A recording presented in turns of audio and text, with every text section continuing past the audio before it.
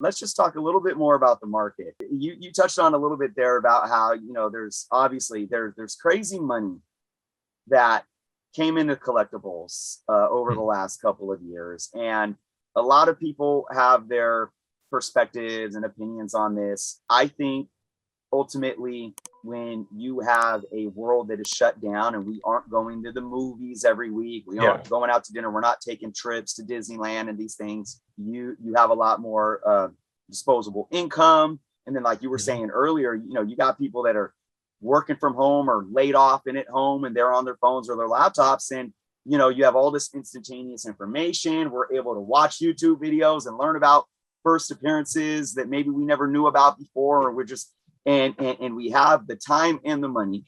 And you also spoke to how there's definitely been a lot of books that have cooled off. We've seen a lot of record-breaking sales, we've seen some cool offs, but we're still seeing a lot of record-breaking sales, and we're still seeing a lot of books spike. We still have, the MCU was still doing their thing to where anything happens, these books are dollar bin books, or no longer dollar bin books, and they're spiking. What do you see moving forward in terms of maybe, and again, you can, I can't tell you how to answer this, but maybe it has to do with, well, it depends what COVID does in the future, but do you see this market that's overall been very, very healthy? Do you see it being sustainable over the next couple of years? Yeah, well, like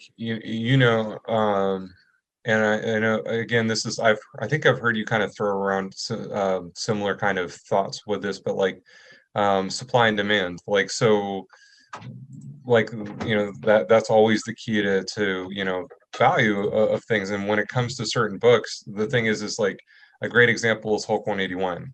Hulk 181 is not a rare book. It's not a rare book, but the demand is high.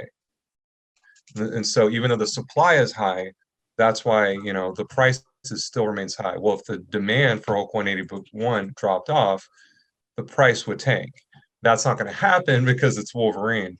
But we saw that with certain books that, like some of the Bronze Age books, like Giant Size, X-Men 1, it still remained an expensive book, but earlier on in the year it was astronomical.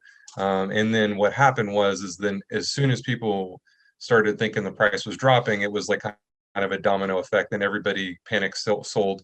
Then all of a sudden eBay's flooded with copies because it's not an uncommon book, and so to sell their book you have to undercut the other guy, and then all of a sudden the prices are dropping. So but my opinion, that's always a good book to have. So it's one of those weird things. Sustainable, I think it's sustainable, but you just have to be smart if you're buying the book. And if you're selling the book, like, don't, like, I know some people panic sold, and it's like, I think that that's not wise either.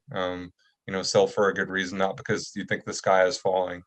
And then, but, you talked about the MCU. The MCU, we just, Spider-Man just broke all sorts of box office records as far as like a movie during COVID, and it's been critics, fans, everybody. It's been received so well, and that's going to have an effect on the MCU. It already, or the price of comics, it already has. And so and we know, like, I'm not going to spoil the movie, but we know at some point we're going to see Miles. There wasn't anything revealed yet, but again, Ultimate Fallout 4 is another. It's one of the only modern books that really kind of has been more of a like sustainable Grail book. But the price on that pulled back because and people will point at the fact it's a modern book, but we haven't seen Miles on in the MCU live action, and when that happens, who knows? So I think that it's sustainable. It just depends on the book, and I think that with the renewed interest from COVID, some of those people might have been a one and done thing for them to like, comics are interesting to me right now. But I think that there's a lot of people that are going to stick with the hobby, and a lot of people are enjoying it because they've got all these options like YouTube to learn about collecting comics. There's videos on how to store them. There's so much power at your fingertips as far as like how to inform yourself, how to make good decisions, that I think that the hobby is more accessible than ever. And I think that to some people, if that might be a bit of a turnoff if you're one of those people that are like, you kind of like the hobby being more like closed off.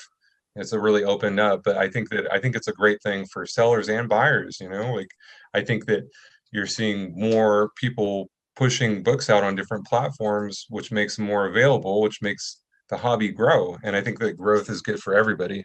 So Absolutely. I always yeah. talk about too, and I read through all of my comments that I get on my channel, and I'm always got my ears to the street, so to say. And I'll hear and see the whole, oh, this is ruining comics. I'm done. But then, they're back in the comments the next week, or they're at their LCS the next week still buying comics. But more often than not, every single day, I am hearing, I'm new to comics, or I just started collecting 2 years ago, or I just got back into comics 6 months ago after being out of the hobby for 10 years.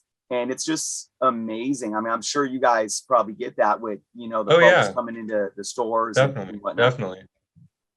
Absolutely, yeah. So, okay, so I got two more questions for you. I want to talk about, I want to wrap up here with a little bit of a, foreshadowing or looking at A1 in the coming years. But before I do, before we go, I have to address the fact that during this time, COVID and all the craziness, you guys took your smallest store, Folsom. Well, do you know the square feet of that old Folsom store? I don't know. Do you know? It was Maybe tiny. 1,000. Maybe I think it was a little bit more than 1,000, maybe like 1,200. You think? Yeah, I it don't was know. it was My house is 1,200 feet, and it was. Oh I yeah, know it you're right. wasn't as big as my house. You're right. Maybe it's 1,000. Maybe Yeah, it 1,000. was like 1,000 or less. Wow. Yeah, it was a Yeah, it tiny was store. very, very, It's like the very size of like a narrow. Subway store. Yeah, right. There you go. Yeah. Exactly, like an ice cream parlor or something like Yeah. that, where it's just a narrow little, Yeah. and you guys just expanded and opened another massive location. For those that don't know, their A1 Sacramento location is an old, I believe it was Wells Fargo bank, if I remember. It is massive. They got the vault in there. But then their Roseville location is massive in and of itself. And then you guys in the middle of all this craziness, we talked about all these things that have gone on. We talked about LCS's closing. You guys open a larger store in the Folsom area. Can you guys just speak to that and what that means to your guys' success? Yeah, no, I mean it's pretty amazing. I mean, that's something that was a huge deal to Brian and everything. And one of the biggest reasons is just what you touched on as far as like how small it was. And if you look at the other two stores and how big they are, and the ability to have like a big like back issue section, like have area for gaming and all that, we didn't have that ability really, like to really have that same experience. And now we do, and it just was kind of like the stars lined up where it was a perfect opportunity as far as the location, like a nice, like really awesome corner lot with windows all around it.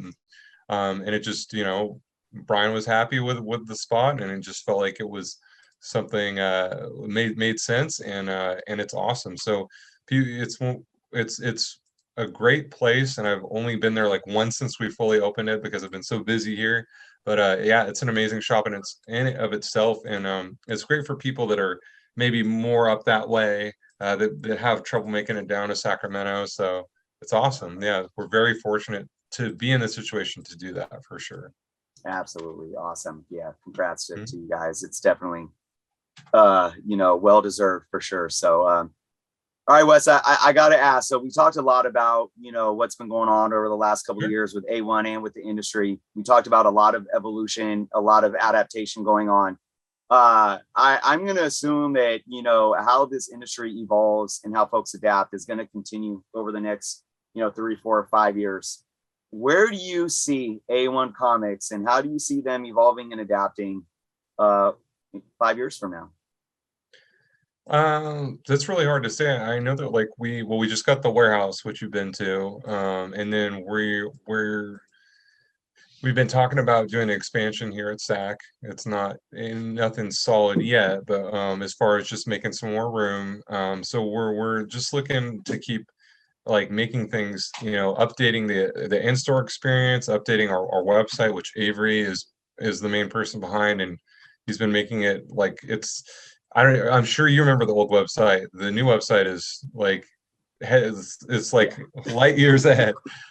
So we're just everywhere we can make improvements, we're making improvements. So like whether it's the people that you're walking in the door talking to that are greeting you at the door, the everything to like, lighting, statues, like we're just every shop we're trying to keep stepping it up. So I think that it's hand in hand with the online experience. So like we're just trying to keep raising the bar and make sure that, I think that we're all aware that this is a tough industry in the sense that like it doesn't take a lot to alienate your customers or do something that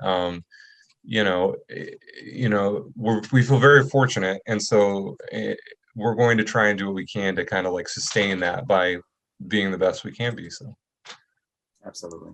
yeah. And I believe you guys will. I'll be right here with it. I've often said, and I say it jokingly, but there's a part of me that's like dead serious, because we've been thinking about possibly relocating for a few years now.